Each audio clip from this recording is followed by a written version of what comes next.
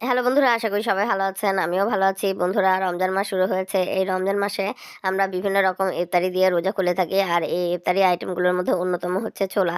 ছোলা আমরা বিভিন্নজন বিভিন্নভাবে রান্না করে খেয়ে থাকি। এই ছোলা কিন্তু অনেক বেশি পুষ্টিকর। আর আমরা যদি একটু সুন্দর করে রান্না করি তাহলে কিন্তু এটা স্পাইসি এবং টেস্টিও হয়ে থাকে। সারাদিন রোজা রাখার পর আমরা যদি স্পাইসি আর এই টেস্টি ছোলা খাই তাহলে কিন্তু আমাদের মুখে যেরকম রুচি আসে তেমনি আমাদের শরীরও পুষ্টি পাবে। চলুন তাহলে দেখে নেই কীভাবে করে বাড়িতে আমরা সহজেই দারুণ সুস্বাদু এই স্পাইসি এবং টেস্টি ছোলা ভুনা তৈরি করতে পারবো। এই ছোলা ভুনা করার জন্য প্রথমে আমি 5টি মিডিয়াম সাইজের পেঁয়াজ নিয়েছি এবং 2টি কাঁচামরিচ। এই পেঁয়াজ এবং কাঁচামরিচ খুব সুন্দর করে কুচি করে নেব।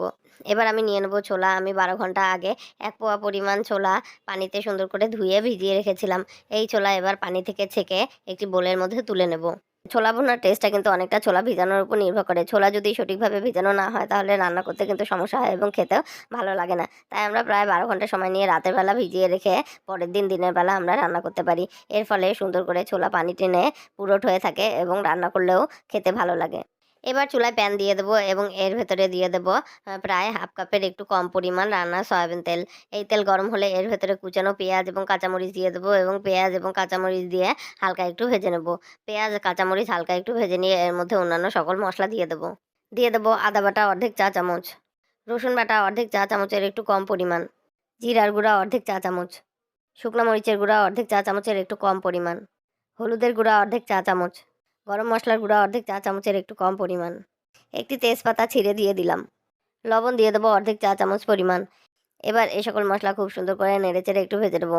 মশলা কিছুক্ষণ ভেজে নিয়ে এর ভেতরে আমরা ধুয়ে পানি ঝরিয়ে রাখা ছোলা দিয়ে দেবো এবং এই ছোলা মশলার সঙ্গে মিশিয়ে নিয়ে আমরা ছোলা একটু সুন্দর করে কষিয়ে নেব।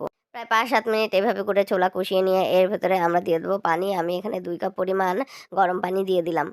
এই গরম পানি দিয়ে আমরা সুন্দর করে নেড়ে-চেড়ে কিছুক্ষণ রান্না করে নেব। প্রায় 4-5 মিনিট এভাবে করে সুন্দর করে রান্না করে নিয়ে আমরা একটি প্রেসার কুকার নিয়ে নেব এবং প্রেসার কুকারের ভেতরে পানিসহ এই ছোলা ঢেলে দেব। এবার প্রেসার কুকারের ঢাকনা লাগিয়ে দিয়ে আমরা 4 থেকে 5 সিটি তুলে নেব।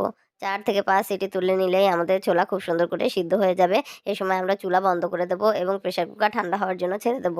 প্রেসার কুকার ঠান্ডা হয়ে গেলে আমরা প্রেসার কুকার থেকে রান্না করা ছোলা প্যানের ভেতর ঢেলে নেব এবং ছোলার ভেতরে যে অতিরিক্ত পানি রয়েছে সেই পানি সুন্দর করে শুকিয়ে নেব।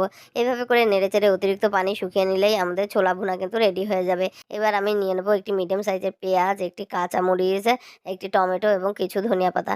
এই পেঁয়াজ, কাঁচামরিচ, টমেটো এবং ধনিয়া পাতা খুব সুন্দর করে কুচি করে নেব। নিয়ে নেব একটি মিডিয়াম সাইজের ক্ষীরা এবং এই ক্ষীরা সুন্দর করে একটু স্লাইস করে নেব। এবার আমরা একটি সার্ভিং ডিশ নিয়ে নেব এবং সার্ভিং ডিশের চারপাশে এই স্লাইস করা ক্ষীরাগুলো সুন্দর করে সাজিয়ে দেবো। এভাবে করে রাউন্ড শেপ করে সাজিয়ে নিয়ে এর ভেতরে আমরা রান্না করে রাখা ছোলা ভুনা পরিবেশন করব। এভাবে করে সুন্দর করে পরিবেশন করে এর উপরে আমরা কুচানো সকল উপকরণ পর্যায়ক্রমে এক এক করে দিয়ে দেবো। কুচানো সকল উপকরণ দিয়ে উপর থেকে আমরা বিট লবণ দিয়ে দেবো অল্প পরিমাণে।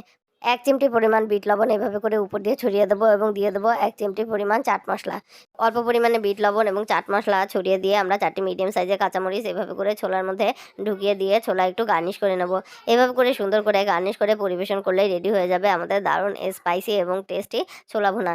এই ছোলার ভুনা আমাদের রমজানে যেরকম পুষ্টি দেবে তেমনি টেস্টি এবং স্পাইসি হওয়ার কারণে আমাদের খেতেও কিন্তু ভালো লাগবে। সারাদিন রোজা রাখার পর এভাবে করে যদি আমরা স্পাইসি ছোলা তৈরি করে পরিবেশন করি তাহলে কিন্তু বাড়ির সকলে এটি ইফতারিতে খেতে পছন্দ করবে। আশা করি রেসিপিটি আপনাদের ভালো লেগেছে। ভালো লাগলে অবশ্যই কমেন্ট করে জানাবেন এবং বাড়িতে অবশ্যই ট্রাই করবেন এই স্পাইসি টেস্টি ছোলা। ধন্যবাদ।